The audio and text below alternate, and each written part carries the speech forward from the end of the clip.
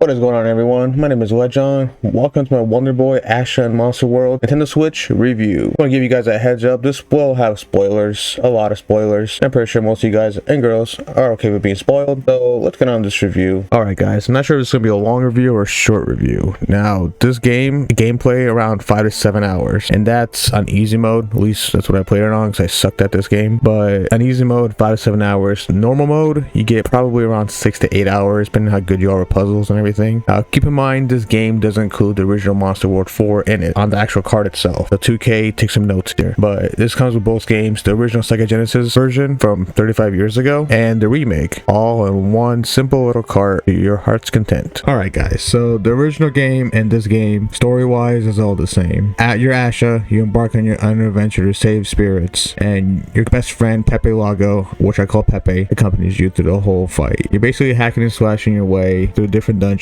which is about 5 dungeons, 6 if you count the intro level, and that's really it. The game is short. I finished it in 5 hours on easy mode, technically 7 hours because I lost 2 hours. The game does not autosave. I did not know that, so I lost my first 2 hours of gameplay after I died. That's when I realized I need to stay on easy mode because normal mode was not me.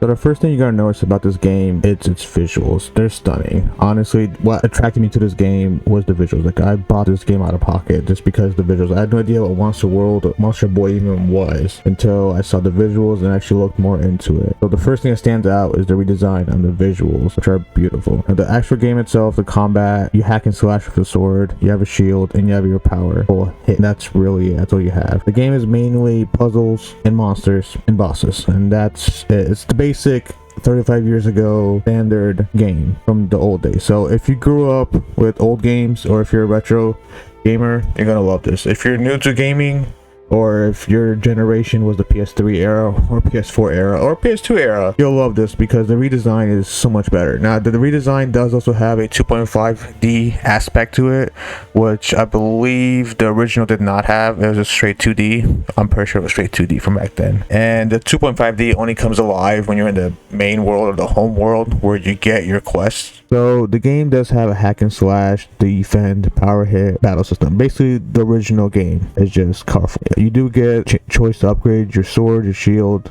and your bracelet, which your bracelet helps you gain more life. So the more expensive the bracelet is, basically, the more life you get to hold on to. And the life is indicated by the top left corner. Pink is your main life, and the bracelet basically controls the blue life. So the more expensive your bracelet is, which you purchase more throughout the game as you collect more money, the more life you'll have. Sword, shield, bracelet, you gotta pay for them to get a stronger, more durable weapon and shield. Same thing with the bracelet. Money you collect throughout the dungeons. You can play the dungeons multiple times, so you can 100% complete them. I got mine for the Switch, but I know if you play on the PS4, you can also get trophies if you complete dungeons or if you do certain things.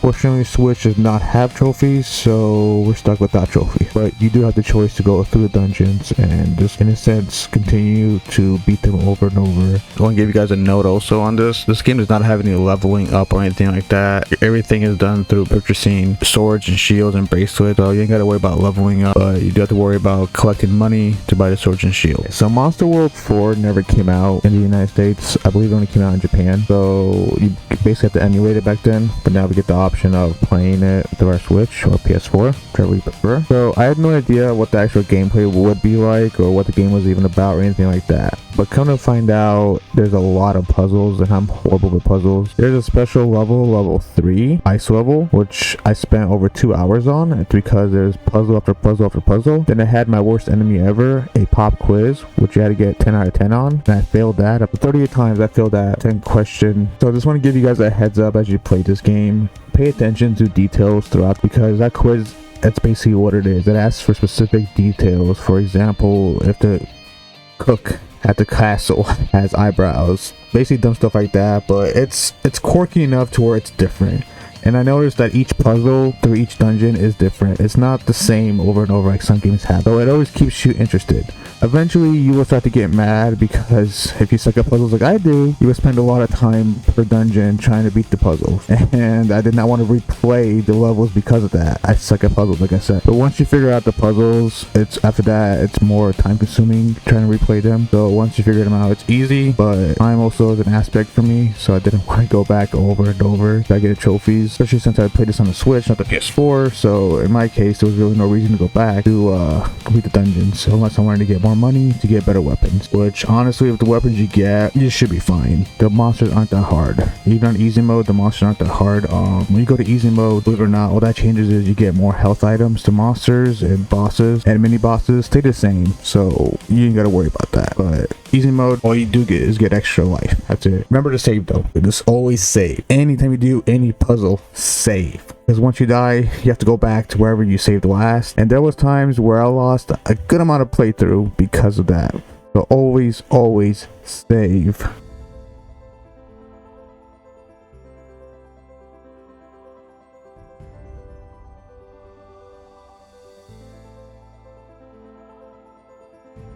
So when it comes to the bosses, this game didn't have that many. You do have your intro boss, then you have your 4 main dungeon bosses. You do have a little side boss that you play after you beat the 4, and then you have your big boss at the end of it all. Each dungeon does have a little mini boss. Not that bad. They're really simple to beat after you figure out their pattern of attack like you did in the old days. That's really it. You can easily beat them after that. Your side bosses in the middle of the dungeon, basically same issue. Once you figure out their pattern of attack, that's it. They're easy to beat. Now I do like one thing though with this game when it comes to bosses and the levels. The last level that you will play, they did something very interesting, which I don't want to really spoil it too much, but well, here, spoiler alert, 1 2 3.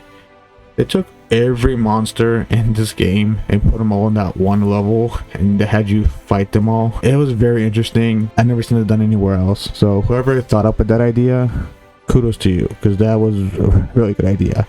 Fortunately, it wasn't made that level very long, so just make sure you save. Always save. So one of the main things, and it's one of the features that I actually caught my eye when I bought this game, it's actually one of the main reasons why I bought this game, is each level is bright, colorful, and it's different. Even the gameplay in the level is different because each one is a different puzzle. The monsters, some are similar, you'll see some different colors, but they'll have their own powers. So it's different enough, but that's the main thing about this game that I really like and notice is each level is bright and colorful and beautiful. Yeah, it's a Switch game, even a PS4 game, but what they did to it when they redesigned it, they made it worth the money you spent for it. And I mean, you're getting 2 games for 40 bucks. That's not a bad thing. I did not notice a 2.5D aspects on the dungeon levels and the homeworld.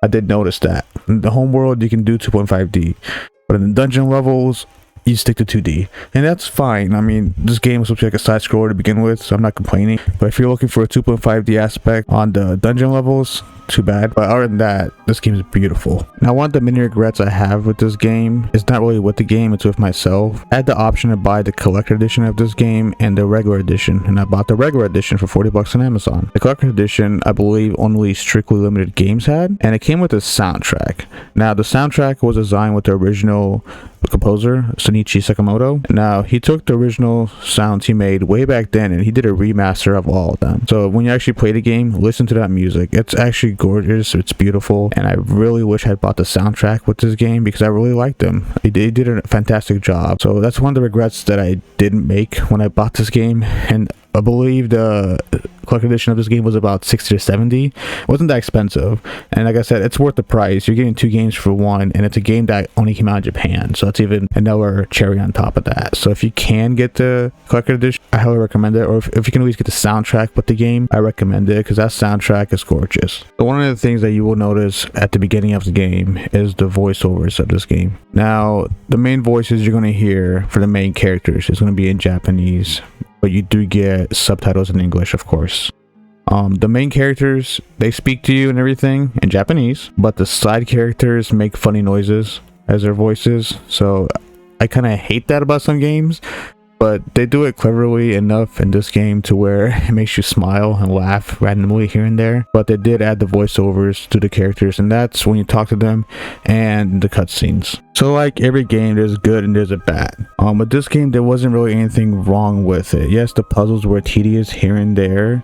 They were different enough, but they were tedious. But keep this in mind, they stuck to the original game. So whatever the puzzles were 35 years ago, that's what you're getting now. So if you played this, emulated it back then, or if you somehow got the Japanese version, it's gonna be those same puzzles. But I do wish it did have the autosave feature, or at least I wish it would tell you that there is no autosave feature.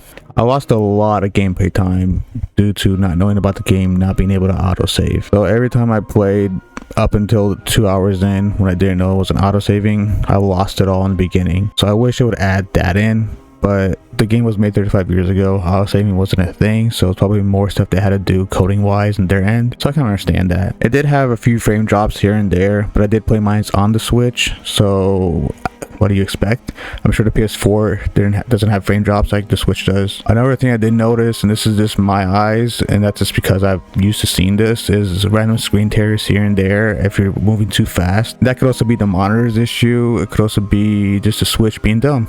But I doubt you'd notice that. I was actually specifically looking for stuff like that. That was really it. This game really didn't have anything wrong with it. If you're still having second thoughts about this game, honestly don't. It's a beautiful game for a very good price tag. The game that hasn't been seen in the United States in 35 years, actually never has been seen in the United States because it never came out in the United States. You're getting 2 games for one price of 40 bucks. You can't complain with that. They did a very good job at keeping the original game with the current new remake of the game 1-to-1.